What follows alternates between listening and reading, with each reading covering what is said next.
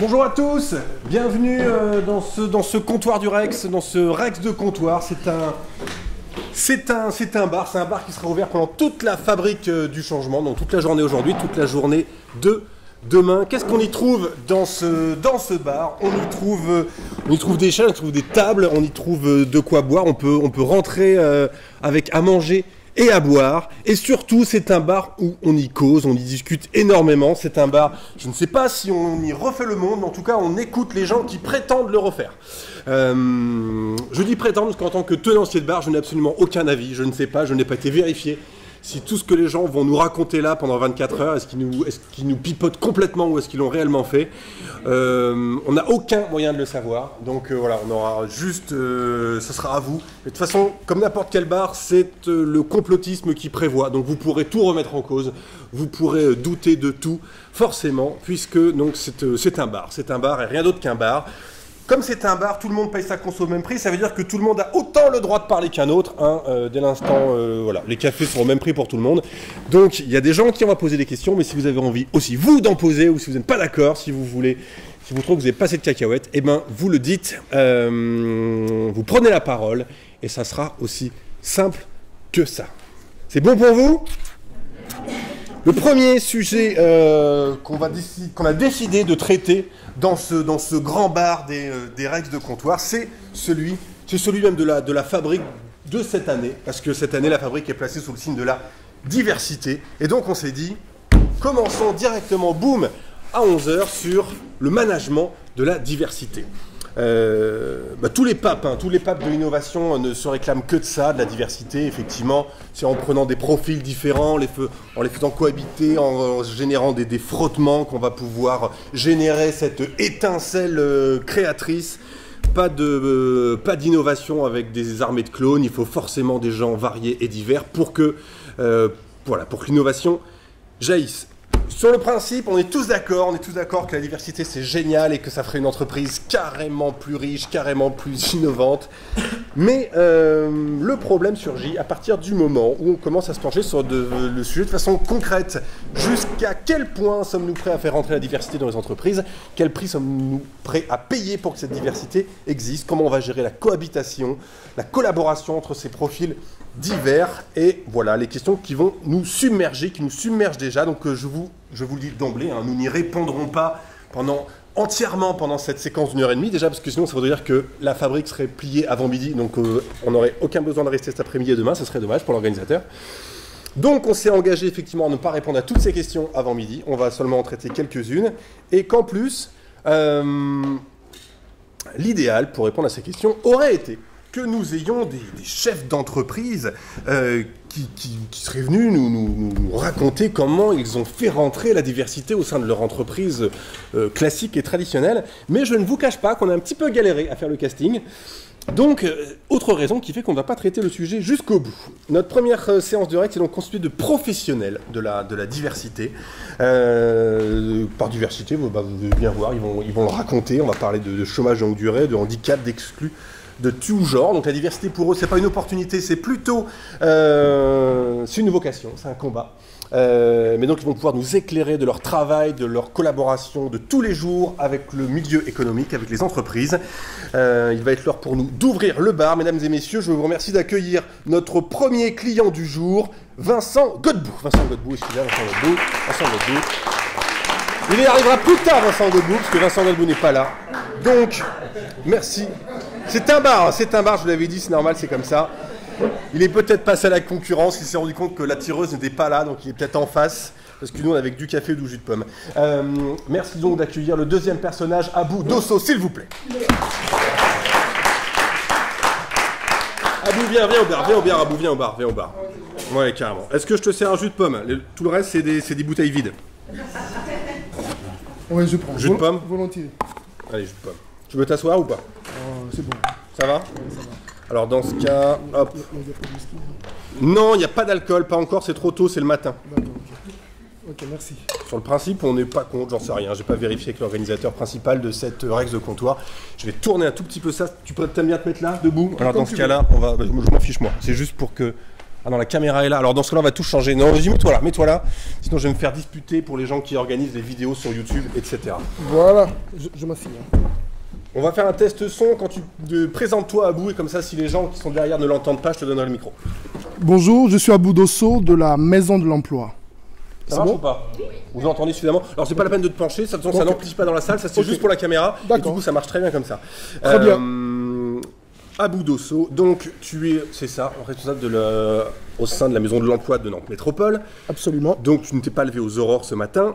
Et donc la Maison de l'Emploi, comme son nom l'indique, l'idée c'est quand même c'est de ramener des gens à l'emploi, des gens qui n'en ont pas. Absolument. C'est pas de compter ou de faire autre chose. Et ce qui nous intéresse ce matin, c'est que notamment tu pilotes le dispositif Digital Job Ambition. Ambition, oui, tout à fait. Qu'est-ce que c'est que le dispositif Digital Job Ambition? Tu as 2 minutes. Le dispositif Digital Job Ambition, en fait, on a trouvé un prétexte de favoriser la rencontre entre des entreprises mécènes, des entreprises qui donnent de leur temps gratuitement, et des candidats avec des profils différents, des profils complètement hors des clous. Nous sommes évidemment dans le numérique. On sait bien que dans le numérique, il y a des problématiques de recrutement, des problématiques de diversité, des problématiques aussi liées à l'emploi des femmes dans ce domaine. Donc on a établi un diagnostic et on a essayé d'y répondre. Voilà. Donc Digital Job Ambition, c'est un programme de 8 semaines où on met 14-15 personnes pendant 8 semaines ensemble. Et on leur demande, avec des caméras partout. On leur demande de travailler sur un projet d'intérêt général. Par exemple, la promotion actuelle qui a démarré le 6 mai vont travailler sur la création d'un site internet pour une association que nous connaissons sans doute, qui est l'association AMI, qui s'appelle Accompagnement Migration Intégration. C'est une association qui accueille des migrants qui viennent sur le territoire métropolitain et qui essaie de leur trouver du travail ou en tout cas de fournir tout un dispositif administratif. Alors, si je résume, pour les aider. C'est bien Digital Job Ambition, c'est un genre de programme d'insertion à l'emploi par un projet de start-up. Absolument. Grosso modo, on va les plonger dans un environnement de start-up, c'est-à-dire de créer un produit numérique. Là, en l'occurrence, c'est un site web, ça pourrait être pas mal d'autres trucs. Absolument. Le tout, donc, parrainé par des tuteurs, par des mécènes. Voilà, des mentors qui viennent un petit peu du monde de l'entreprise. Oui, c'est ça. 8 semaines. 8 semaines. Comment... D'où, donc, les gens qui viennent, les gens qui s'inscrivent dans ce dispositif-là, ce sont quel genre de profils, pourquoi ils sont là, comment vous les recrutez, comment vous les identifiez comme étant capables de bien réagir à ce dispositif. Voilà. Ce qu'on recherche, c'est qu'on veut des profils complètement différents, ça c'est sûr, mais on veut aussi que ces personnes-là aient une appétence quand même pour le numérique. On aimerait que ces personnes-là aient fait des choses, aient travaillé sur leur identité numérique. Donc on veut quand même une appétence. On ne veut pas d'expérience, on ne veut pas de compétences spécifiques, mais on veut une appétence. Concrètement, ça veut dire quoi? Voilà. Concrètement... Un type qui a réfléchi sur son identité numérique, je ne sais pas ce que c'est. Moi. Par exemple, quelqu'un qui a tous les outils des réseaux sociaux, etc. Et qui, à un moment donné, fait des choses. On veut aussi des gens qui ont travaillé un petit peu chez eux via un certain nombre de sites.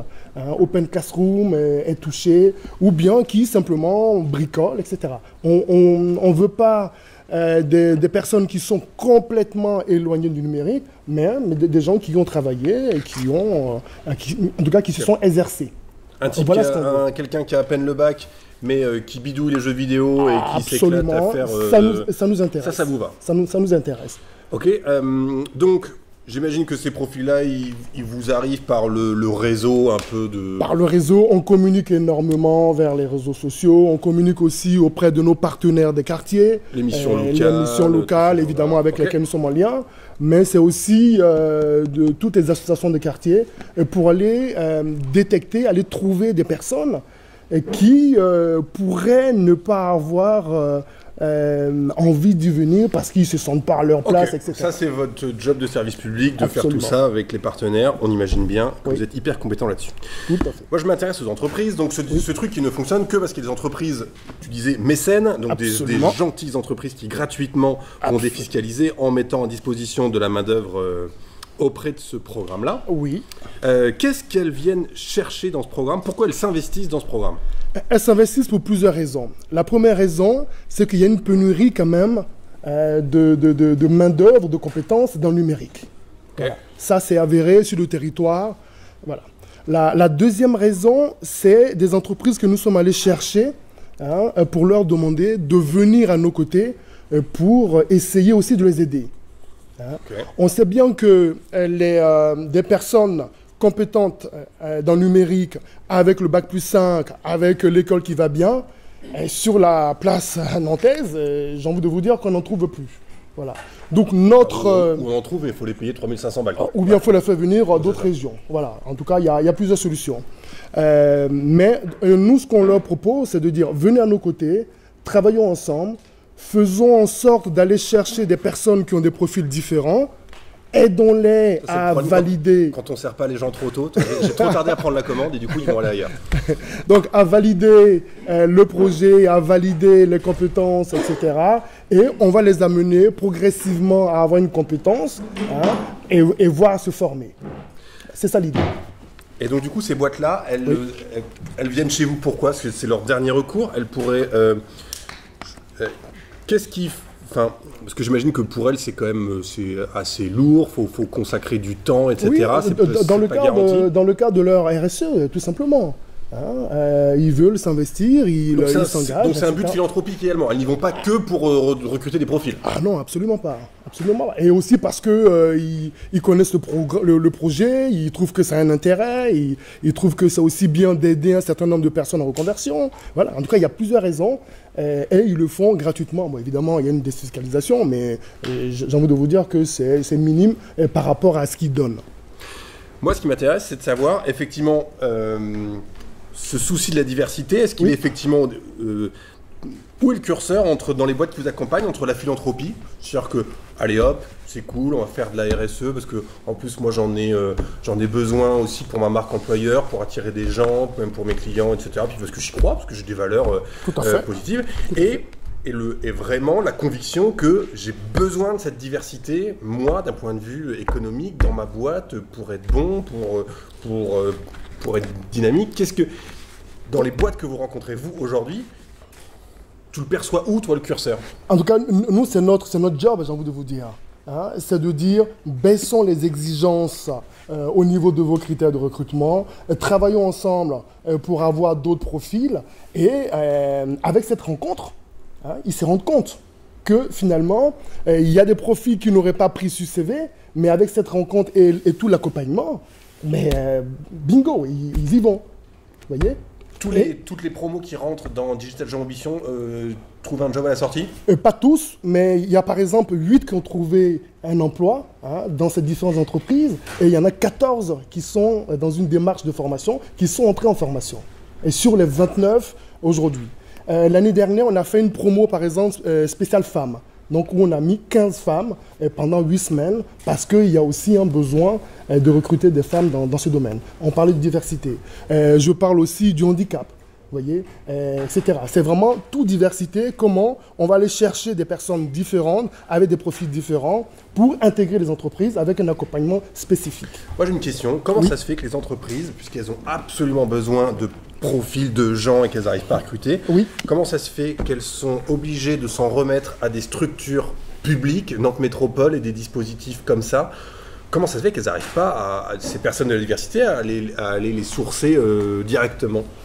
Mais parce qu'il y a la peur, parce qu'il y a la contrainte, parce qu'il y a la méconnaissance, parce que on pense que la personne n'a pas la compétence, parce qu'on a nos rigidités, on a nos process de bac+5 avec une formation numérique, etc. Vous voyez, on a tous ces critères-là qui sont en nous. Il y a des RH certainement qui sont là, et puis on n'a pas envie de se tromper. Je prends quelqu'un qui a un bac ou un CAP, qui, même s'il a une appétence, ne réussit pas, je veux dire, moi en tant que recruteur, je peux être aussi mis en question. Vous voyez? Donc pour assurer un peu le process, on va prendre le bac+5 et ce qui va bien. Et comme ça, quand la personne n'est pas recrutée ou ne reste pas, on dira, bon, voilà. Vous voyez, il y a tout ça. Donc nous, notre programme, c'est de dire, baissons les critères, rencontrons les gens et il se passe quelque chose. Prenons aussi, on va dire, le prétexte de la RSE, de ces choses-là, de façon à ce que ça puisse... Enfin, prenons tous les moyens pour rentrer dans les entreprises. Absolument. Créons en gros l'occasion de créer la rencontre entre ces profils et les boîtes. Voilà. Vous voyez, même pendant nos séances de recrutement, il y a des boîtes qui flashent sur des candidats, mais qui n'auraient pas pris, qui n'auraient même pas lu le CV. Ce sont qui les boîtes aujourd'hui qui se sont investies dans Digital Job Ambition? C'est Sigma, c'est Connexing, c'est iAdvise, c'est Seed. Voilà, en tout cas, il y a plein de partenaires comme ça, entreprises. Et puis, il y a aussi Aden West, l'association des décideurs du numérique, qui nous accompagne également. Là, beaucoup de boîtes dont tu me parles, ce sont des boîtes qui sont connues, en tout cas sur la place nantaise, pour Bien être sûr. elles-mêmes déjà assez sensibles à toutes ces questions, effectivement, de conduite du changement, avec des projets d'entreprise assez ouvertes. Oui.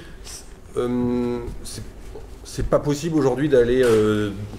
c'est plus dur de rentrer chez des grosses boîtes genre IBM, etc., que sur des boîtes qui sont déjà militantes, que ça soit Seed, Certainement, certainement, mais on va pas à pas, on va aller chercher ces boîtes-là, ce sont nos ambassadeurs, on voit que ça fonctionne, on communique.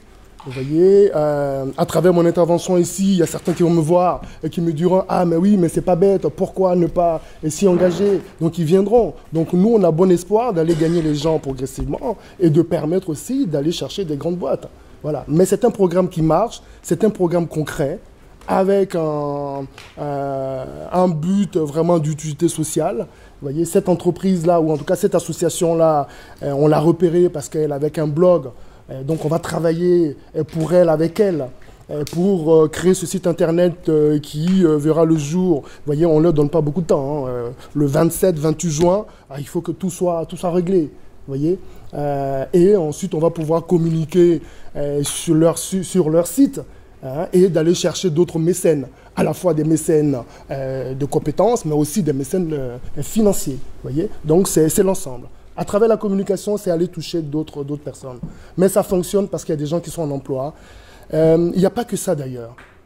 Les personnes arrivent aussi à acquérir une confiance en eux, arrivent à vraiment voir une certaine ouverture aussi professionnelle, parce qu'on a des personnes qui viennent de la banque, on a d'autres personnes qui viennent simplement des métiers techniques, techniciens de maintenance, et qui, à un moment donné, se disent « mais le numérique est fait pour moi ».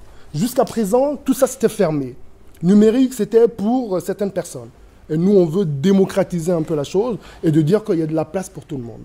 Et c'est possible, à travers la rencontre. Donc, Digital Job Ambition, c'est le prétexte de la rencontre. Après la rencontre, il se passe plein de choses. Merci beaucoup Abou Dosso. J'imagine que vous avez plein de questions déjà pour Abou Dosso, mais vous allez les garder pour vous, on les posera tout à l'heure. Une fois que j'aurai reçu mon second invité, en tout cas celui qui est présent quand je l'ai appelé. Merci d'accueillir Mehdi Nabti. Reste là. Ah, je reste là. Ouais, reste là.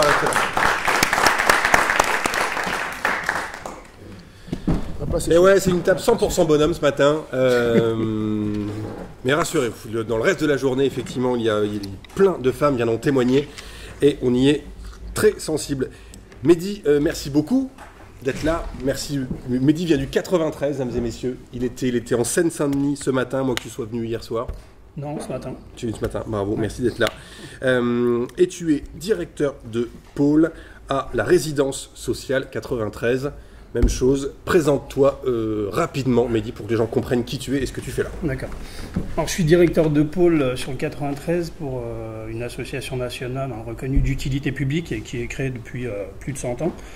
Moi, je dirige 4 établissements, un IME, donc un public d'enfants, 4 à 14 ans, un établissement, un EM Pro, 14-20 ans, et 2 ESAT.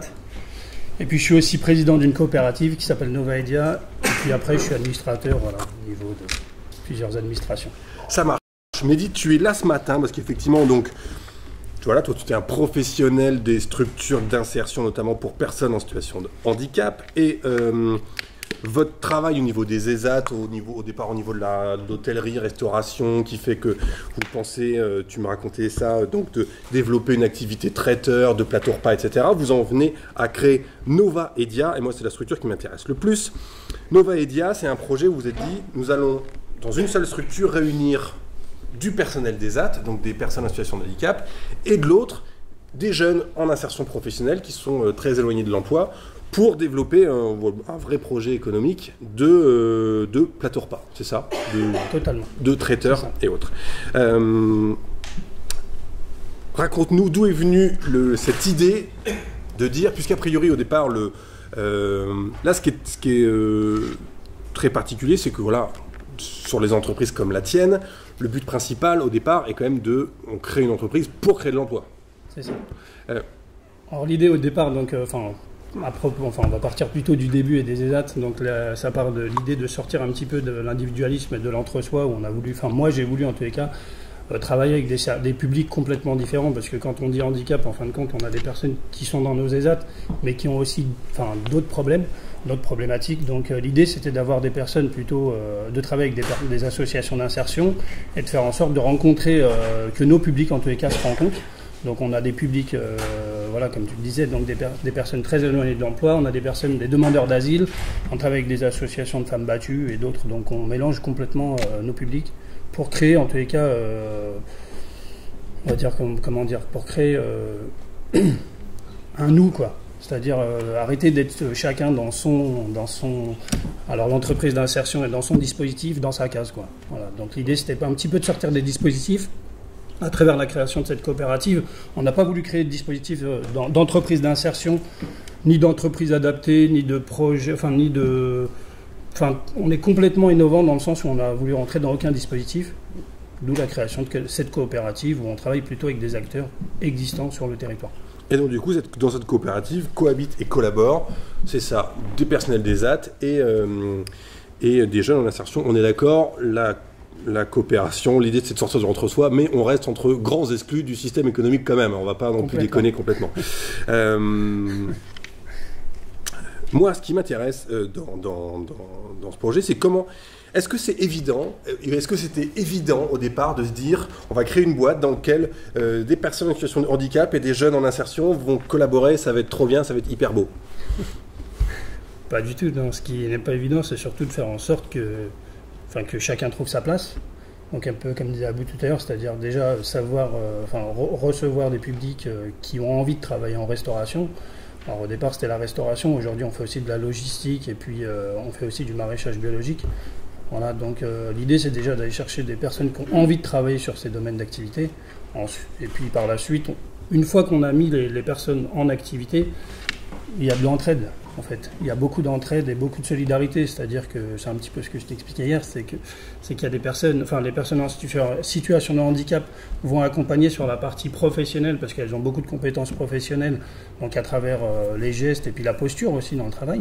Et ces personnes-là manquent elles d'autonomie.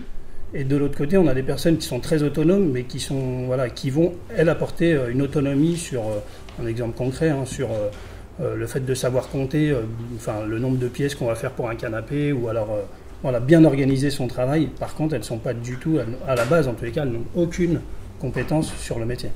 Moi, je pense à un jeune à qui on dit ouais, t'inquiète, on va prendre en charge ton insertion professionnelle. Bim, aujourd'hui, ton niveau, c'est de bosser avec des handicapés. C'est hyper violent, non? Alors, c'est pas présenté comme ça du tout. Non, je sais, mais j'imagine bien. On est d'accord que si tu attaques comme ça, il y a un truc qui est un peu violent. Non, mais c'est un peu ramassé, quoi. Oh, ouais. Non, mais je suis cynique. Je suis cynique volontairement, mais en me disant de ce que ça raconte. C'est-à-dire que pour l'instant, la marge de bosser vraiment avec des gens normaux, elle est trop haute. Tu vas bosser avec des pimpins. Alors, en fait, nous, on leur parle plutôt d'un projet de vie. On n'est pas du tout sur le modèle classique, comme je le disais, où l'insertion, on a une durée bien légale, bien définie sur la formation et puis l'apprentissage d'un métier. Nous, on est plutôt sur un projet de vie où on leur dit, nous, on vous met, on vous fait mettre le pied dans le monde du travail. Voilà, on leur explique qu'il y a un contexte un petit peu différent que dans le monde de l'entreprise privée. où on a des publics qui sont complètement différents, mais que la force des uns fait en sorte que tout le monde s'y retrouve et chacun a sa place.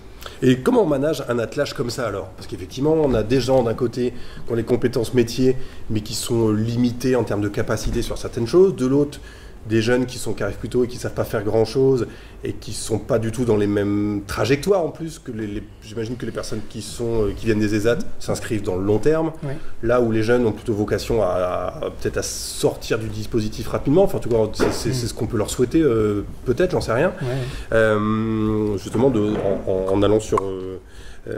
comment on manage un attelage aussi disparate? Alors au départ, nous on a adapté les postes par rapport aux compétences et puis ensuite on s'est rendu compte qu'ils se sont adaptés eux-mêmes en fait. C'est-à-dire que la personne très autonome, on va dire, la personne qui est en insertion est plus, va nous solliciter pour mettre en place des choses complètement différentes de ce que nous on pensait. C'est-à-dire que la personne en situation de handicap, c'est pas parce qu'elle a un handicap qu'elle sait pas faire. Donc on laisse la porte ouverte à tout au départ et on avance crescendo, et ce qui prend beaucoup de temps, je dirais, c'est plutôt les réunions avec les encadrants, les encadrants et le personnel, on va dire, d'encadrement et et au niveau RH, c'est-à-dire que de faire comprendre à chacun que on n'est pas là, on n'est pas que on n'encadre pas que la personne en situation de handicap, parce qu'on a des encadrants pour les personnes en ESAT, on a des personnes aussi encadrantes pour les personnes en insertion. Donc c'est de faire comprendre qu'on est tous ensemble et qu'on doit avancer de toute manière. Donc beaucoup de temps, beaucoup de réunions, beaucoup de réunions. Je suis en train de je me projette effectivement sur un autre type de boîte où on aurait des populations comme ça, et que dans votre boîte, c'est quand même, on a des gens qui encadrent certains types de personnes et d'autres gens qui encadrent un autre type de personnes. On projette ça dans une autre entreprise, ça peut paraître assez incroyable. On va avoir un manager pour les noirs, et puis un manager pour les femmes, et puis un manager pour les diplômés, et puis un manager pour les non-diplômés. Tu me disais, effectivement, c'est une des difficultés que vous aviez, c'était le sentiment d'appartenance dans cette coopérative, parce que les gens restent, du fait qu'ils sont très... en partie résumé à un statut ou à un profil, forcément le sentiment d'appartenance il est plus par rapport à l'ESAT ou l'entreprise d'insertion qu'à cette coopérative qui fait bosser tout le monde. C'est un peu ça, oui. En général, les modèles de coopérative, c'est tous les salariés sont dans la même coopérative, mais ils sont tous salariés en tous les cas de la coopérative. Là, on a on a plusieurs collèges dans la coopérative, et dans ces collèges, on a plusieurs associations, où aujourd'hui on a réussi à faire rentrer aussi la commune, plus la communauté de communes, le département. Mais c'est vrai que du fait d'être sur une multitude d'enseignes, on va dire, ça complexifie les choses au niveau de la prise en charge et de l'accompagnement. Parce qu'on a tous, en fin de compte, psychologiquement, nos repères, on va dire. Donc à partir du moment où on a un contrat de travail, on reste un peu figé sur ce contrat de travail. Donc la difficulté, elle est là, c'est-à-dire de leur dire oui, c'est pas parce qu'il ne fait pas partie de ton équipe au départ qu'il ne faut pas l'accompagner. Donc est-ce que s'il se trompe dans la production qu'il devait faire aujourd'hui, tu vas rien lui dire, on va le voir, mais en fin de compte, non, c'est pas à moi de lui dire. Donc il y a un peu ces freins au départ où il faut bien leur expliquer que ils ont la même prise en charge en fin de compte. On accompagne, c'est pas parce qu'on accompagne une personne qui n'est pas de notre équipe qu'on ne doit pas l'accompagner. Le résultat, et c'est par le résultat en fait qu'on arrive à faire changer les choses. C'est-à-dire on a une mission, parce que nous on répond à des grands groupes, à des grands comptes, c'est-à-dire on a aussi des appels d'offres sur lesquels la mairie de Paris par exemple, des gros appels d'offres au niveau traiteur. Et la finalité c'est ça, c'est le résultat. C'est-à-dire que nous on est là pour la qualité du travail. À partir du moment où on doit sortir quelque chose, peu importe qui le fait, qui le réalise. Ouais, je trouve que ce genre de structure est formidable pour les gens qui travaillent, qui trouvent un rôle économique, un rôle social, etc. Est-ce qu'on ne peut pas s'empêcher de penser quand même que l'entreprise, la coopérative que tu pilotes, etc., elle existe surtout parce que le reste du monde économique s'est résigné à chercher à offrir une place à toutes les personnes que vous avez chez vous.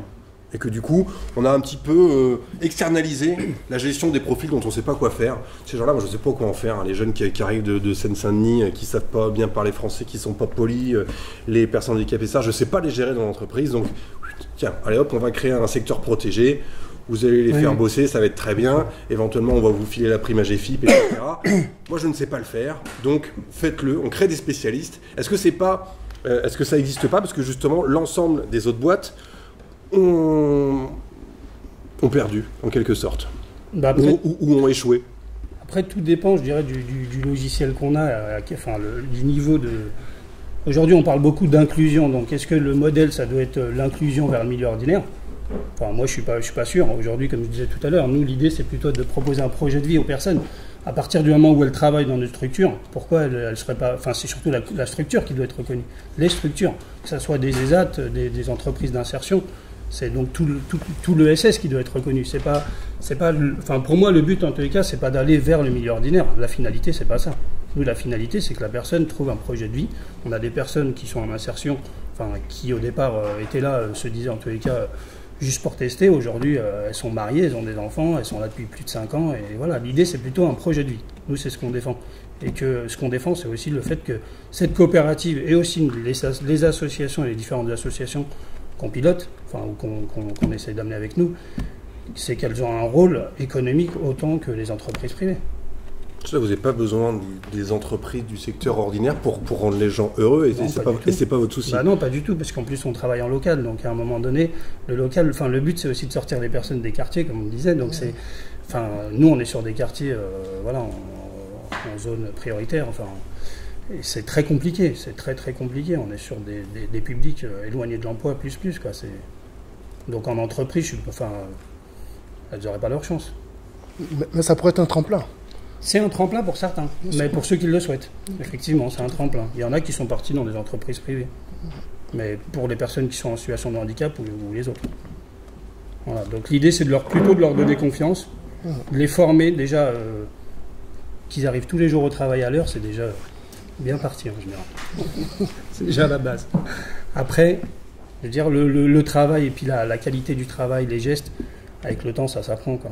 Donc on est aussi plateau, parce que je gère, dans la partie restauration, je gère aussi, on a ouvert un restaurant ouvert au public, on a ouvert beaucoup de choses en restauration aussi dans les entreprises. On a remplacé un petit peu tout ce qui se faisait, par exemple Elior ou Sodexo, donc nous on fait beaucoup de restauration collective. L'idée c'est aussi d'intervenir dans l'entreprise, et puis de faire venir les gens dans nos établissements. Bien sûr. Donc d'où l'idée d'ouverture du restaurant ouvert au public. Voilà.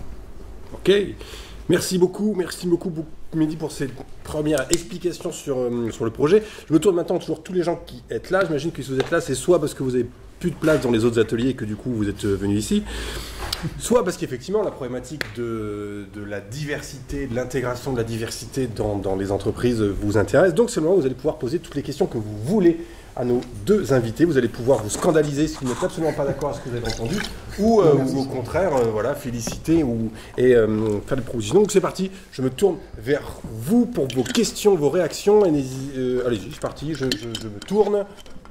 Qui aura la première? Vous avez écouté? Ah oui. Je m'adresse à monsieur Nati. Oui. Alors n'hésitez pas à vous présenter quand vous prenez la parole, qu'on sache de quel point de vue vous parlez. Alors je suis Françoise, je suis cadre au CHU à côté. Ok. Première fois que le CHU, je pense bien à la fabrique. Je voulais vous parler du côté de l'ESAT, oui. Que je veux connaître. Où je suis très gênée par le principe de votre entreprise, par vos coopératives, c'est que les gens qui sont handicapés se sentent déjà exclus par leur handicap. Dans les entreprises, il y a une obligation d'employer des gens handicapés. À l'hôpital, il n'y en a quand même pas beaucoup non plus. Et là, vous les mettez dans une structure qui est un peu de côté. Ce que vous disiez tout à l'heure, ils sont là parce qu'ils ne vont pas ailleurs, parce que les entreprises ne les prennent pas. Donc, vous n'auriez pas intérêt, à un moment donné, d'aller vers les entreprises et de dire, bon, écoutez, ou de passer un contrat avec les gens handicapés, et de dire, vous êtes là pour 18 mois, 2 ans, et puis après, vous allez en entreprise. Parce que s'ils sont exclus, ils vont rester exclus. C'est un petit... bien. Et ils restent à côté, et ils ne sont pas dans la vraie vie. Alors, comme vous le savez, dans tous les ESAT, c'est laquelle la vraie vie? J'ai un petit peu expliqué ce que nous on pense de l'inclusion ou de l'exclusion, effectivement. Mais après, nous, ce que j'ai pas dit, effectivement, c'est une bonne question, c'est que les personnes qui sont chez Nova Edia, c'est un choix. Ceux qui sont à l'ESAT et qui restent à l'ESAT, c'est un choix. On a, nous, tous les ans, comme dans le monde privé, on a des entretiens avec les personnes, donc c'est un choix de rester à l'ESAT. Et effectivement, ils ont une reconnaissance, des fois pour 2 ans, pour 5 ans. À un moment donné, c'est eux qui font le choix de renouveler ou pas. Après, d'aller vers le milieu ordinaire, comme je l'ai expliqué très rapidement à la fin, donc on fait beaucoup d'activités en milieu ordinaire directement dans l'entreprise, où on a aussi des détachements. On a des personnes qui sont en détachement autonome, complètement autonome. Après, il faut à un moment donné que l'entreprise nous donne la possibilité de les embaucher aussi. Des fois, on a des détachements de 2 ans, puisque c'est le maximum, individuel, et puis après, ça se termine, il n'y a rien. Et là, la réalité. Donc, à un moment donné, si effectivement l'entreprise nous dit oui, voilà, on a un détachement pour 10 personnes, on est prêt à les embaucher 2 ans après, mais tant mieux pour nous, parce qu'après, le problème, parce que comme je vous le disais tout à l'heure, je dirige des établissements pour enfants et adolescents, c'est que tout est bloqué. Tout le système aujourd'hui il est bloqué. Nous, en Seine-Saint-Denis, il est complètement bloqué. J'ai 77 places sur un ESAT, 88 sur un autre. Voilà, aujourd'hui, les listes d'attente, elles sont... et c'est ce que je vous expliquais un petit peu hier. Si j'avais la possibilité d'embaucher plus de monde, de former plus de monde, aujourd'hui, on a la possibilité de travailler. On a eu des propositions de contrats ou de gestion de restaurants, mais en restauration, on a énormément de demandes. Sans vous rappeler que voilà, tout ce qu'il y a autour du Stade de France et puis des événements à venir font que la restauration aujourd'hui sur ce bassin, c'est pas un problème. Voilà. La question, la problématique, c'est plutôt l'embauche des personnes en milieu ordinaire. Après, est-ce que nous, on leur laisse le choix? On laisse le choix et c'est normal, donc ça fait partie de leur projet personnalisé. Donc à un moment donné, il y en a, nous, qui sont sortis, mais qui sont revenus.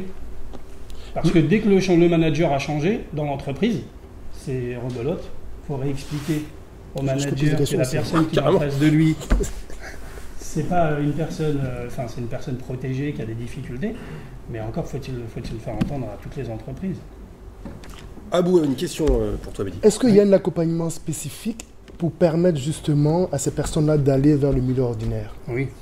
Et puis aujourd'hui, l'État a créé des dispositifs d'emploi accompagné sur 1 an, mais aujourd'hui, c'est tellement compliqué dans le sens où il y a des dispositifs d'emploi accompagné, il faut avoir une orientation spécifique, encore une fois, pour 1 an, mais quand vous savez que quand vous demandez l'orientation à la MDPH, il faut attendre 1 an pour que cette orientation elle arrive, et que la place dans l'entreprise a peut-être disparu, je ne vous raconte pas le bordel, clairement.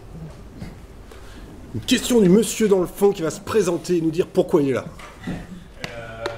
Julien, je viens de Lille, personne n'est parfait. Dans le monde de l'immigration, c'est plutôt un témoignage qu'une question. Très bien, c'est le but. On parle de diversité, mais moi la diversité, elle n'arrive pas jusque chez nous. Parce que j'ai beau publier énormément d'offres d'emploi, je n'ai jamais de CV qui sont différents. À tel point même que quand j'ai des CV qui me sont envoyés par la maison d'emploi, parce que j'ai une copine qui bosse là-bas, qui m'en envoie, c'est les mêmes CV avec les mêmes fautes d'orthographe, au même endroit, avec les mêmes bagages, les mêmes savoirs, les mêmes... Parce qu'ils font tous les ateliers créer un CV avec les maisons de l'emploi, où le conseiller emploi norme énormément la façon de chercher un boulot. Enfin, j'ai l'impression, hein. Oui, ils essaient tous d'avoir les mêmes qualités, un peu ce qu'on cherche, c'est justement un petit peu cette spécificité, ce pas de côté, ce décalage, j'ai peut-être pas de formation, mais j'ai fait des trucs qui peuvent être un peu sympas et je veux bien travailler pour vous. Mais ça n'a du coup pas ce que je veux voir. Est-ce que c'est un filtre au niveau de la DRH et puis stop, ou est-ce qu'il n'y a pas du tout de candidature vers les collectivités parce qu'on dit que c'est pas intéressant, la fonction publique Moi, je pense qu'on le retrouve un peu à tout niveau. Moi, j'en fais moi ces années, mais les quelques années où j'ai fait passer des entretiens de concours à Audencia, donc Subdeco Nantes, avec une école qui disait ouais, on cherche des profils atypiques, et sur la journée, j'ai vu que des clones. C'est-à-dire que tous les étudiants qui revendiquaient tous d'avoir une petite spécificité à eux, ils voulaient tous faire du conseil, ils aimaient le tennis, ils aimaient l'international, et en fait c'était tous les mêmes. Je pense que dans la perception du rapport de force qu'on a avec les entreprises, je me demande moi si en tant que candidat on n'a pas tendance à vouloir se lisser un maximum, parce qu'on perçoit le rapport de force comme un peu à notre désavantage et on ne veut surtout pas avoir d'aspérité. Est-ce qu'un dispositif comme celui que pilote Abou sur Nantes, est-ce qu'une entreprise comme la tienne, ça pourrait l'intéresser? De dire, tiens, moi j'ai envie d'aller rencontrer ces jeunes-là. On travaille un peu avec eux, mais ce qu'on aime bien, nous, c'est pour les intégrer en régie. Alors ça, chez nous, donc après, c'est le process classique de recrutement avec des entretiens, avec la compète entre les CV. C'est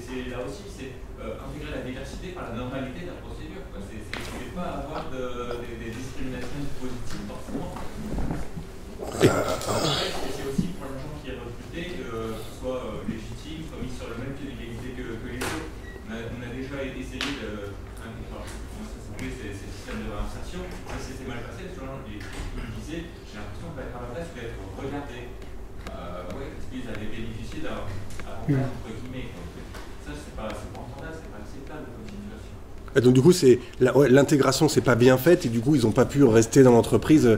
Il y a des exemples de ce type-là dans les gens qui ont été embauchés qui sortent de Digital Job Ambition ou pas? Non, parce qu'il y a parce qu'il y a un parcours, parce qu'il y a vraiment un accompagnement et qu'il y a une relation, il y a des.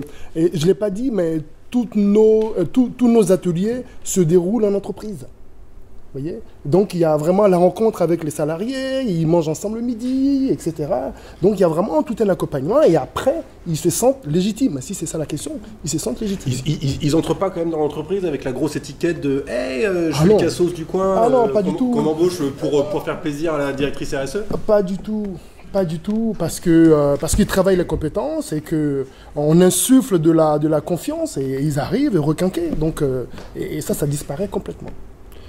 Est-ce qu'il y a dans cette salle des gens, effectivement, même chose, qui ont eu des expériences d'embauche volontaristes de profils issus de la diversité et qui pourraient nous raconter comment ça s'est passé ou pas? Ou autre question, est-ce que vous avez cherché à le faire, que vous n'avez pas réussi pour éventuellement des raisons identiques ou différentes que celles que vient de nous être racontées?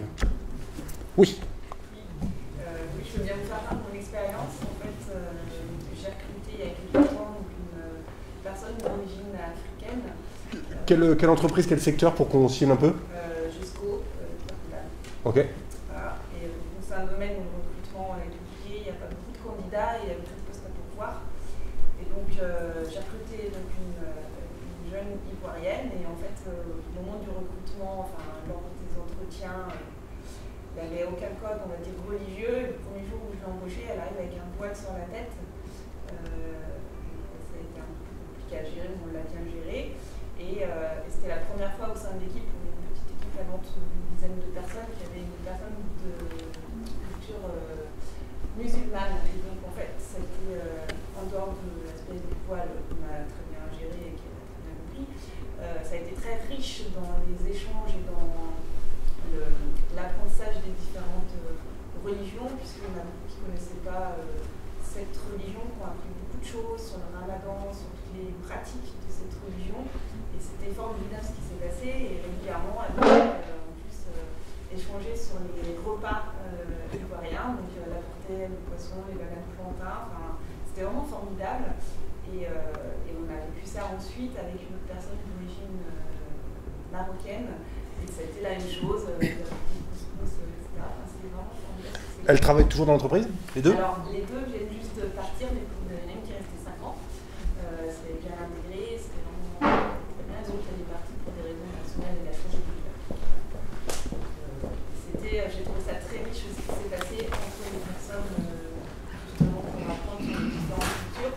Petite anecdote aussi, justement, à l'inverse, donc la personne qui est d'origine africaine, le jour où on a fait la galette d'avoine et qu'elle est tombée sur la fève, elle l'a dit à personne parce que c'est dit là-bas, il y a un caillou dans mon gâteau. Merci. Vous paierez à la sortie si vous avez consommé quelque chose.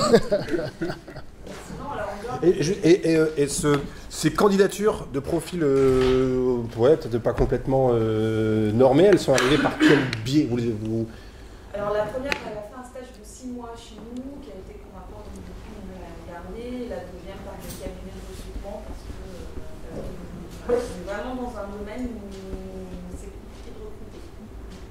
Est-ce qu'on a l'impression... Comment ? D'accord. Est-ce que du coup on a un peu l'impression de faire les fonds de tiroir quand même du coup ou pas? C'est ça à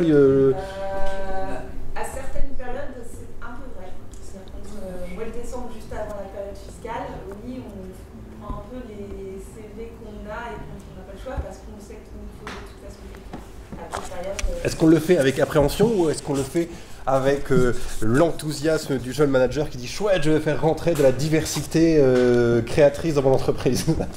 Alors non, enfin, je pense que c'est assez ouvert, donc je trouvais ça assez bien justement de casser un peu les codes.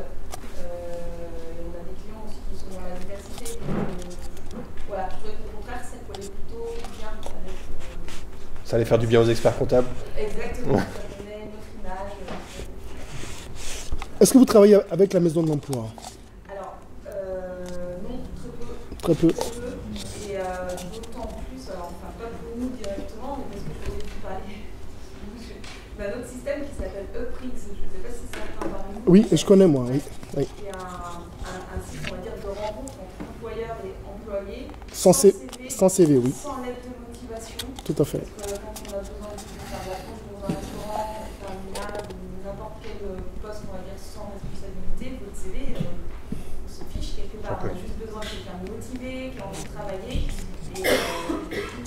Mais pour plein d'autres postes, hein, moi je sais que de plus en plus on reçoit nous aussi à la belle boîte des CV et j'avoue que ça nous arrive, enfin je prends assez souvent le temps de dire aux gens à quel point leur CV ou leur lettre de motive les dessert.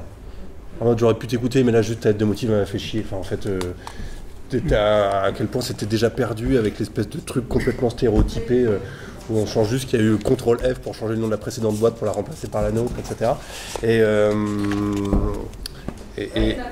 ça marche par affinité, c'est à l'extérieur, à l'intérieur, si on a des contacts clients, les déplacements, etc. Et en fait, c'est le candidat qui, quand il voit l'offre, donc il n'a plus besoin d'aller chercher, c'est l'offre qui vient à lui. Et c'est le candidat qui va dire, bah, moi ça m'intéresse, ce poste-là, donc je veux y aller. Donc il n'y a plus non plus ce sentiment d'arriver là complètement par hasard, c'est lui qui a été intéressé par le poste. L'employeur, il reçoit juste des coordonnées, et donc il sait qu'il va déjà avoir des personnes qui sont... Si je peux me permettre, la courbe s'est inversée. C'est-à-dire qu'aujourd'hui, les entreprises doivent quelque part vendre leur entreprise pour attirer des candidats. On est dans cette logique-là aujourd'hui, je ne sais pas si tout le monde le sait, mais on est dans cette logique-là. À Nantes. À Nantes, oui. Oui, je parle de Nantes Métropole. J'ai des entrepreneurs de Bar-le-Duc qui sont pas... En tout cas, je parle de ce que je connais. Voilà. Donc, on est en train d'imaginer des captations vidéo pour les entreprises pour donner des éléments supplémentaires qu'on ne verrait que sur une annonce, d'aller au-delà pour montrer des éléments de l'entreprise et de la bonne intégration de l'entreprise, etc. Pour attirer des talents. On est dans cette situation-là au niveau de la métropole nantaise. Il faut le savoir. D'autres témoignages? Est-ce qu'il y a des gens parmi vous, si vous êtes là, monsieur? Je vais partager un recrutement que j'ai fait il y a quelques années. Je travaillais chez Pôle emploi. Un collègue? C'était pas chez Pôle emploi, c'était avant que j'étais chez Pôle emploi. Je travaillais dans le domaine du numérique et j'avais pour recruter on recrutait tous les élèves qui sortaient de Polytech, etc. Quelque chose d'assez stéréotypé, pour reprendre un peu ce que vous aviez.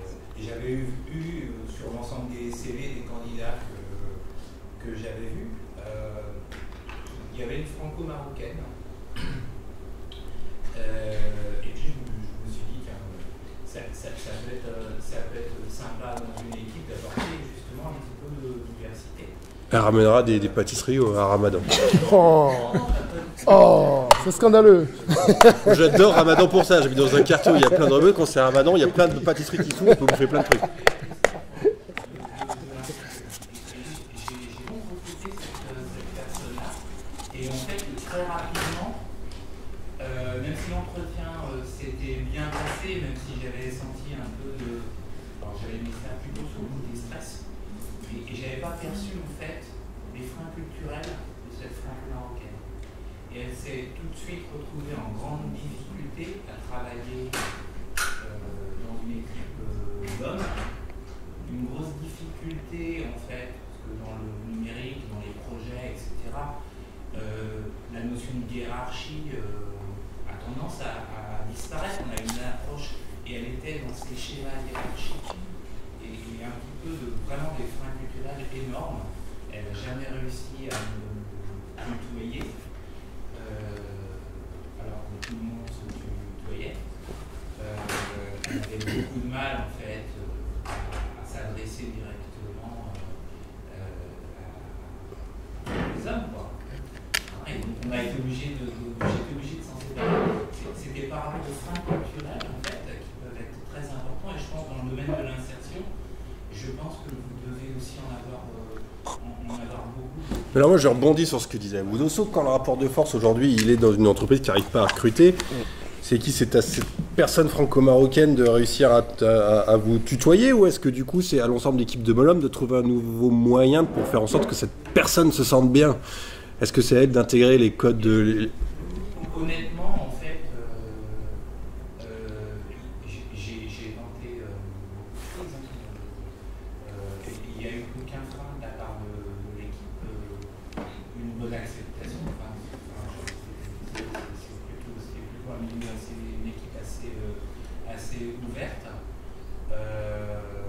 Non, elle n'a jamais réussi en fait à sortir de... Et vous non plus. Et vous n'avez jamais réussi non plus. Alors, moi, honnêtement, j'ai essayé, déjà je l'ai intégré, j'ai essayé d'accompagner ça, de discuter avec elle, mais très rapidement, en fait, les freins se redéclenchaient. Non, moi, ce qui m'intéresse, volontairement je provoque un peu, mais j'ai souvent tendance à croire qu'effectivement, quand une rencontre ne se fait pas, on peut difficilement attribuer la responsabilité à l'un plus qu'à l'autre. Considérer que voilà, une rencontre, elle ne se fait pas, l'échec est partagé de façon à ce que, justement, ce souci de faciliter la rencontre entre une boîte et un candidat qui issu d'une norme qui n'est pas celle de l'entreprise, que le chemin se fasse un peu de chaque côté, que forcer de... Est-ce qu'il est possible de dire aujourd'hui que ça, que l'échec est forcément partagé, sinon... Moi, c'est plus un échec parce que je ne l'ai pas perçu au départ. C'est frein, en fait. Hein. Après, c'est pas par rapport à moi, le fait que les continuent à me voyer quelque part, pourquoi pas, si les gens. Il n'y a pas de souci par rapport à ça. C'est plus le fait qu'elle ne s'est jamais intégrée dans un mode de travail collectif. Ok. De par ces difficultés, vraiment des freins très forts. Action, monsieur, là-bas dans le fond, présentez-vous et exprimez-vous. Moi, c'est Olivier, chargé de réunion, et je travaille avec mon camarade. Je trouve dommage, tout à l'heure, on parle que de la culture. En France, il y a des cultures aussi. Et je pense qu'il faudrait pouvoir se mélanger bien comme il faut, comme nous on fait à la Réunion. Je suis un peu ému parce que prendre la parole comme ça me divertit. Et aussi, c'est parce qu'à la Réunion, on a le Maghreb, on a l'hindou en fait, on a le musulman, on a le chrétien, on a les témoins de Jéhovah. Et hier à midi, par exemple, on entend la mosquée sonner, on entend l'église, on entend le temple, pour nous c'est normal. Ça fait un bruit. On peut pas manger tranquille à la Réunion en fait, c'est un truc. Ça fait un vacarme. C'est le ramadan et tout le monde c'est la fête. C'est pas que tout le monde c'est la fête, c'est le partage de tout le monde. Et je pense qu'il faut en France, nous on dit la France, mais on va dire la métropole. En France ici, on a cette possibilité de se mélanger. C'est peut-être un peu plus difficile, mais il faut être prêt à l'accepter aussi. Je pense que des fois on n'est pas prêt à l'accepter. Voilà, c'est moi ce que je voulais dire depuis tout à l'heure, parce qu'on parle que de diversité culturelle. Et je pense qu'il faudrait pouvoir faire un pas, comme vous avez dit, un pas vers l'autre et avancer comme il faut. Nous, à la Réunion, on peut le faire. On a réussi à le faire. Et d'autres pays, ils ont réussi à le faire aussi. Pourquoi on n'arriverait pas ici, on n'arriverait pas ici? C'est l'histoire, oui, c'est l'histoire, mais c'est à nouveau de l'esclavage. Ici, il y a une guerre, c'est-à-dire avec l'Allemagne, tout, voilà quoi. Je réalise que c'est l'histoire, c'est aussi une question d'histoire d'entreprise. À un moment donné, c'est parce qu'il y a eu un exemple réussi qui fait qu'on arrive à régénérer une histoire positive, parce qu'il y a des souvenirs que ça a marché une fois, donc pourquoi pas deux. Et c'est vrai qu'à l'inverse, quand on vit un exemple qui plante, bah, du coup on peut avoir des freins supplémentaires. Puis parfois il faut y être obligé. Pourquoi vous nous dites ça? C'est quoi l'histoire derrière ce que vous nous racontez? Une équipe initialement que de psy. Je suis arrivée au sein de l'entreprise. Est-ce que c'est une bonne idée ça déjà au départ? Je suis arrivée, on était la 5e de l'équipe. Mis à part notre assistante administrative, on était 4 psy, 4 issus de la même école. Après, il y avait juste nos âges et notre diversité capillaire qui nous on avait le même coiffeur pour autant déjà. C'est une diversité. Et en fait, on avait beau se dire, parce qu'en plus, voilà, on est des psy, on travaille dans le recrutement, la diversité, vraiment c'est bien, pas pour nous. Et c'était super dur d'arriver à se projeter. Et il a fallu que je parte en congé maternité pour qu'il y ait un effet d'urgence qui génère la nécessité quelque part de considérer. C'est ça, on va pas faire les bagels, on va baisser un peu nos critères parce qu'on n'a pas le choix. Ouais. Oh oui, non mais très très sincèrement, c'est souvent ça qui se passe. D'opportunité de se dire, de toute façon, c'est ton CDD, si ça plante, C'est ça. C'est atroce. On limite les risques. Non, c'est ça. Et en fait, ça a super bien marché. Et Unique est arrivé avec un parcours plutôt issu de commerce, de la communication. Le lycée s'est super bien transformé. Il se trouve que l'activité a permis de pérenniser son poste.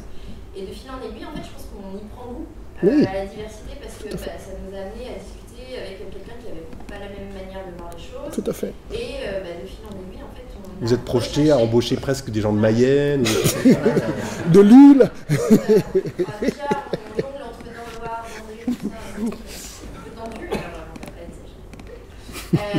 Mais par contre, ça n'a pas été si facile. Et le fait de réfléchir à un système par annonce au début a été en fait super décevant. Parce qu'on n'arrivait pas à transformer l'essai. Alors on est passé sur des logiques d'approche directe où on identifiait les gens pour aller les chercher. Mais là, le problème, c'est que du coup, on allait chercher que des gens experts de notre métier, quand même, puisqu'on allait les chercher par contre. Donc il fallait qu'ils soient identifiables par vous, donc ça veut dire déjà forcément des gens qui surnagent un peu. Et du coup, c'était pas encore satisfaisant, même si on était au moins plus que des psys. Et du coup, on parlait tout à l'heure du dispositif, c'est-à-dire comment est-ce qu'on attire. Il nous a fallu créer un dispositif alternatif qui aujourd'hui nous a permis vraiment de recruter des profils atypiques. Alors là, il est appliqué à notre métier, qui est celui du recrutement. On a mis en place ce qu'on appelle un sourcing game. Donc c'est un lien qui est accessible sur notre site à n'importe qui, même juste aux curieux qui arrivent sur notre site, qui commencent à répondre à des questions sur des membres de l'équipe et qui doivent aller chercher des informations sur LinkedIn, sur Twitter, sur notre site, de façon à pouvoir y répondre.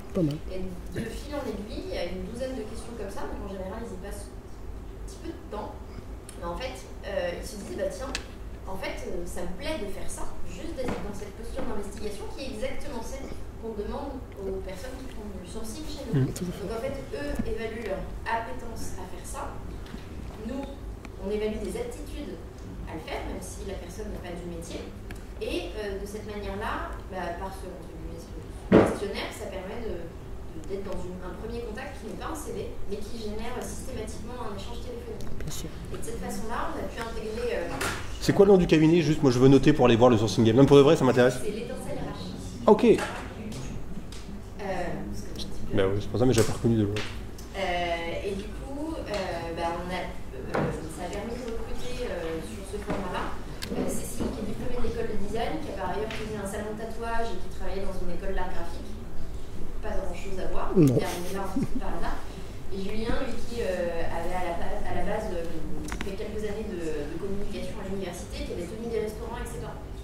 En fait, les deux ont passé le jeu, y ont pris goût, ont démontré des aptitudes. Et évidemment, ça n'a pas été le seul dispositif sur la côté. Derrière, on les a vu en entretien, ils ont passé une journée de découverte. Il n'empêche qu'aujourd'hui, les essais sont transformés et qu'on a fait quasiment du bon produit.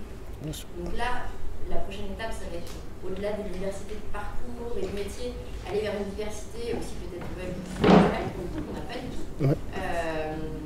Et aussi d'autres parcours. Donc là, on se dit qu'on va pousser ce sourcing game directement, par exemple, auprès de Cap Emploi, ce qu'on a fait il y a 15 jours, auprès de nos équipes RH aussi, pour aller chercher des publics qui n'arriveront même pas par hasard sur notre Tout à fait. Alors, c'est pas parfait, mais c'est une réponse au fait que les dispositifs classiques, de toute façon, ne permettent pas de générer les candidatures alternatives. J'adore l'idée. Ah oui, d'autres réactions, c'est peu. Voilà. Le virage nord était pour l'instant peu dynamique. Sur ce que vous disiez tout à l'heure, c'est qu'effectivement, vous proposez de l'accompagnement pour les personnes qui travaillent avec vous.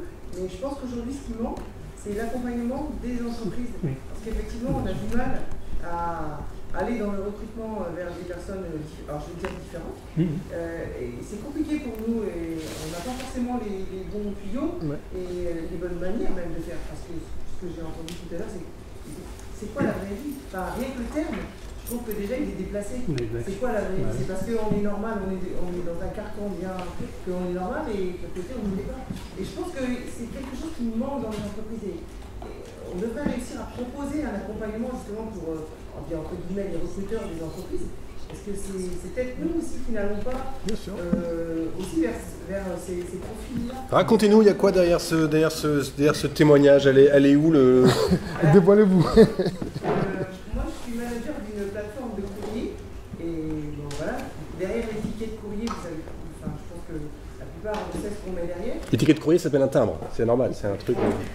Et c'est vrai que nous, moi, je dis que c'est une chance de recruter des gens justement très très différents, avec une diversité vraiment, je dirais, très très vaste.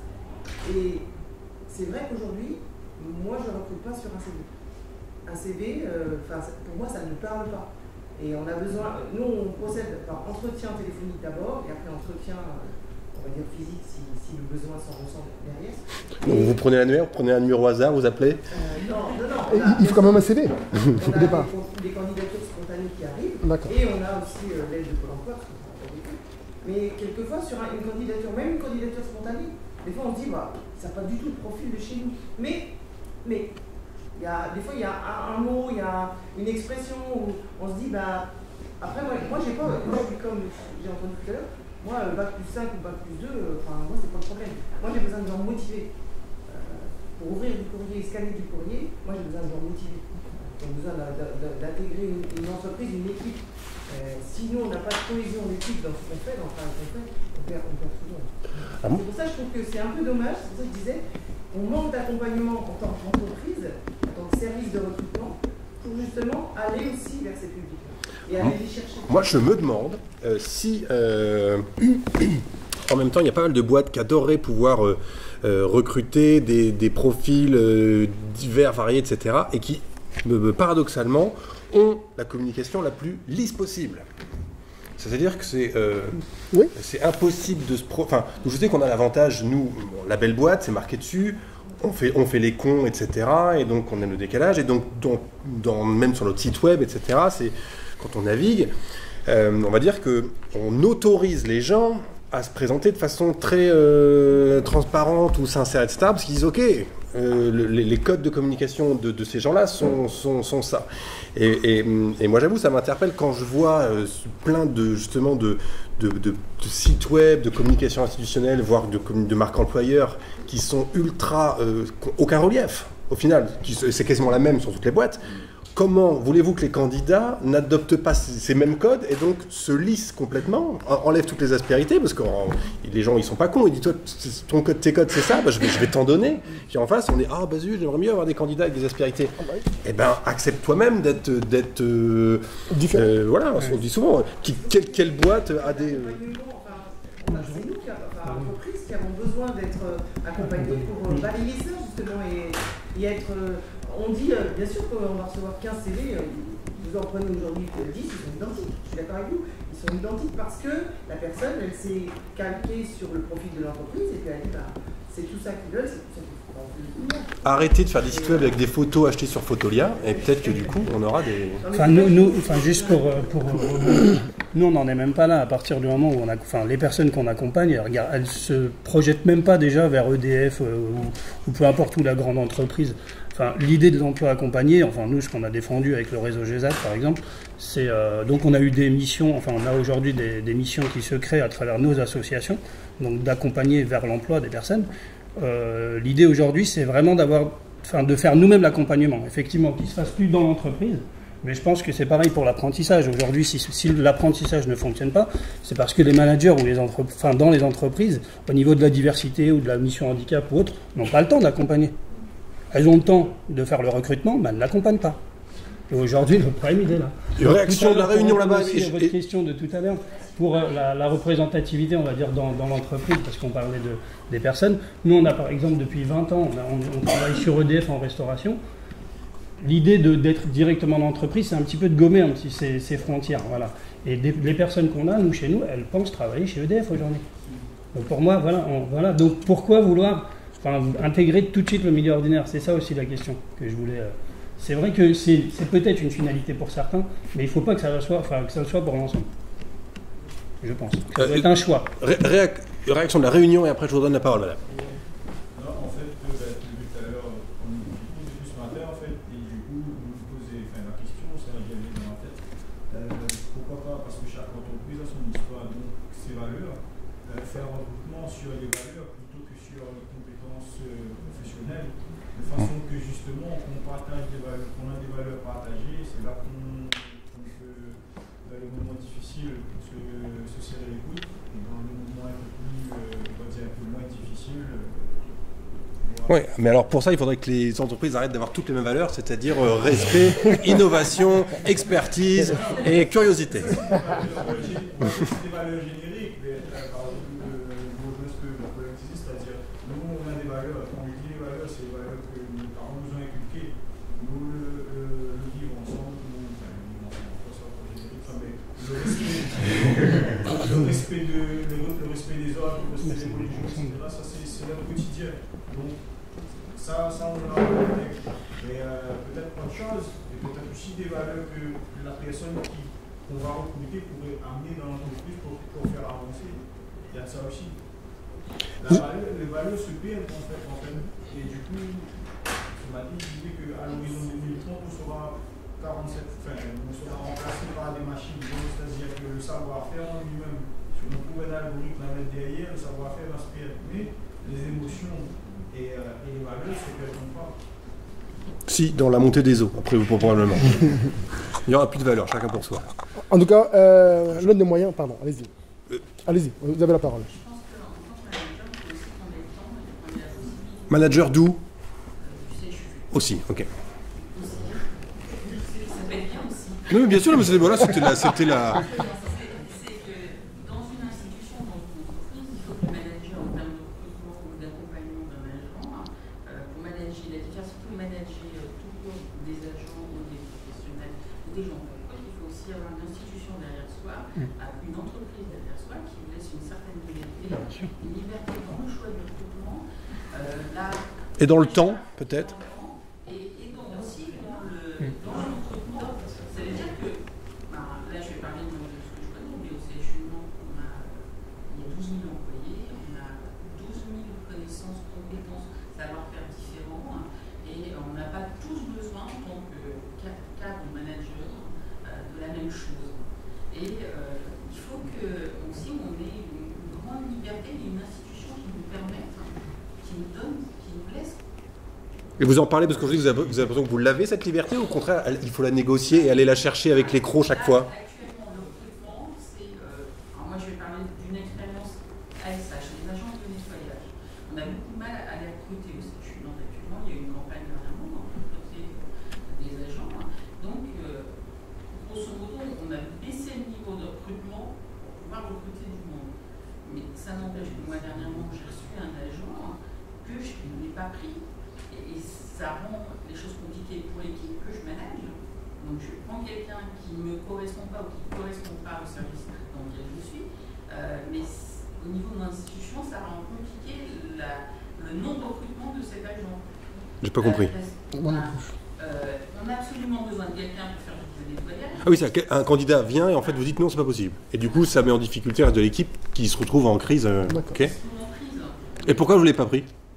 Qu'est-ce qui fait qu'aujourd'hui, on ne prend pas quelqu'un pour un boulot qui est peut-être qu'on identifie de façon externe comme peu qualifié sur les... Il faut qu'il y ait une compréhension d'un certain nombre de process ou procédures ou juste d'hygiène, procédures d'hygiène basiques.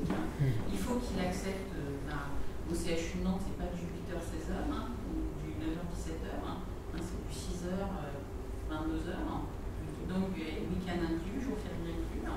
Et il ne faut pas avoir des exigences sur les comptes annuels. Et on rentre, pas en tant que titulaire de la fonction publique, on rentre comme contractuel, avec certes des droits, mais qui doivent être composés avec une équipe qui est déjà titulaire ou déjà stagiaire de la fonction publique. Et donc la génération Y, Z, la même approche. Oui, tu tiens à l'entreprise. Et donc, si vous voulez, en termes d'investissement, d'implication, alors certes, le cadre, moi je m'investis sur le sujet, parce que les ASH, l'hôpital ne peut pas fonctionner sans agent de nettoyage. C'est la base de l'institution. C'est la base de tout, même à la maison. Bien les intégrer et bien les accompagner, mais il faut aussi qu'en tant que cadre, on puisse choisir l'agent avec qui on va travailler une relation de confiance sur la durée, quand c'est possible, et qu'on ait en face de nous quelqu'un de motivé qui a envie de s'impliquer dans un service. Parce que là, moi, actuellement, je gère 100 agents, 90 agents. Si je n'ai pas d'agents impliqués qui ont envie d'être là, qui ont envie de travailler avec moi, et que je n'ai pas l'institution derrière moi qui me suit quand je fais le choix de ne pas choisir un agent, ça rend le travail d'équipe compliqué. Et le travail rendu, là, pas au client, mais au patient ou à l'usager, compliqué. Et je peux faire mon marché? Oui, complètement. Est-ce que je peux prendre votre carte de visite ou en tout cas un mail parce qu'il y a la possibilité d'anticiper avec un accompagnement spécifique un certain nombre de personnes qui se dirigent vers ces métiers-là, de les préparer, de donner les codes avec, etc. pour finalement arriver à ce qu'ils soient prêts.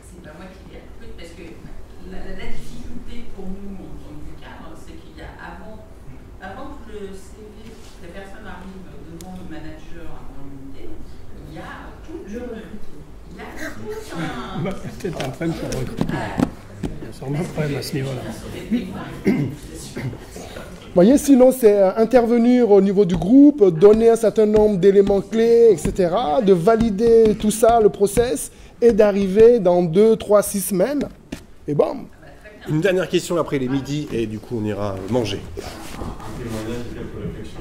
Je bosse avec Mehdi, moi, et je suis également maire de l'île Saint-Denis, une petite commune en Seine-Saint-Denis.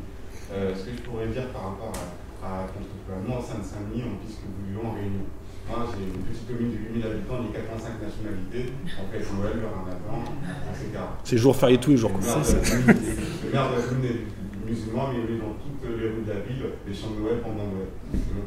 Et donc j'ai une smart là-dessus. Ce que j'essaie de dire par là, c'est que c'est aussi comment on appréhende la question de la diversité. La diversité, c'est quoi? La diversité, c'est qui?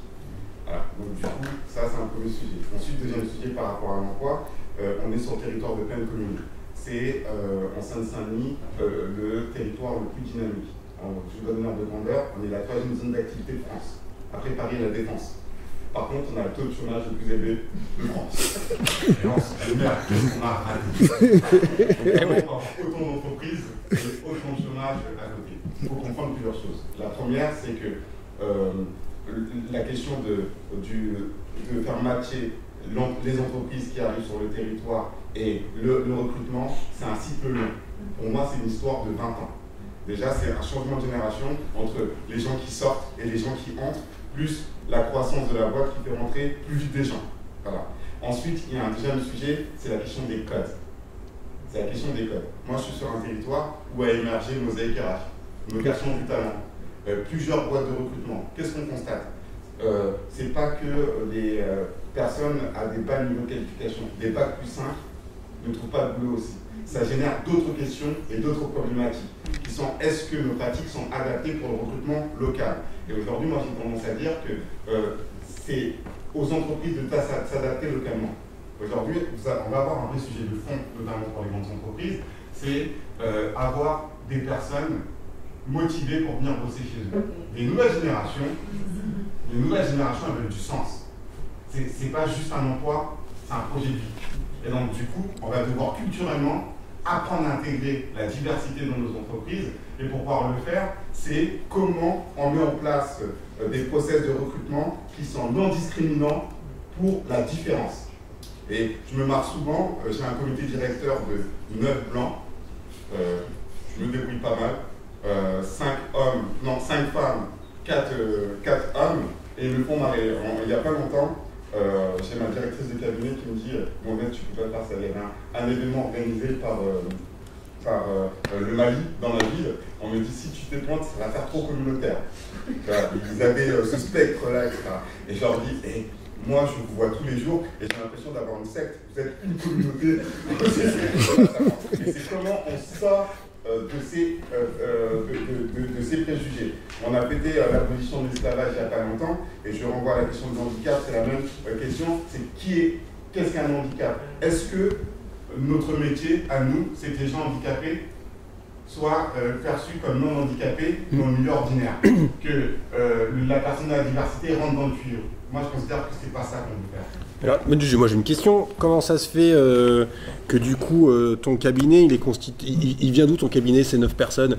Elles sont originaires de la commune ou c'est des profils Sciences Po C'est un cabinet d'administration publique, donc ils sortent de Sciences Po, etc. Voilà. Mais j'ai créé une diversité de profils, j'ai commencé à élargir notamment sur des compétences précises. On a beaucoup plus de diversité en dessous du comité de directeur, mais c'est toute une culture à changer. Et ça met du temps. Et aujourd'hui, sur nos territoires, on a exemple signé, et là tu as raison quand tu parlais il faut que les collectivités s'en mêlent. Vous faites la même chose avec la maison de l'emploi ici, c'est des chartes entreprises territoires.